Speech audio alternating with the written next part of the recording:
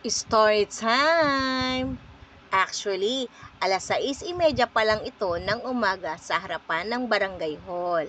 Yes, mga me, ganyang kaagap ang mamamayan ng Bukal pagka ganitong panahon ng Kapaskuhan. Siyempre, mamimigay ng mga pamaskong handog ang aming butihing mayor. Kaya samahan po ninyo ako dito sa amin sa pamimigay ng aming butihing mayor ng kanyang pamaskong handog.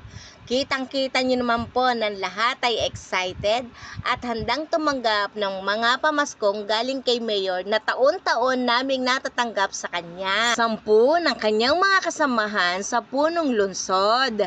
At nagsimula ng mamigay sa pamunguna ng aming mayor na si Ros Rizal ang pamimigay. At syempre, ang unang binigyan ay ang mga senior citizens at mga PWD. Tunay ngang napakaswerte namin sa aming mayor dahil talagang nasa puso at nasa isip niya ang pamimigay at ang pagtulong. Salamat po, Mayor, sa inyong mga pamaskong handog. At ito naman ang laman ng bag ng pamaskong handog ni Mayor Ros Rizal sa amin. Ang dami, no? Pwede ka na magkape, may pang-ulam, pambaon, may pang-sopas at may pang-spaghetti.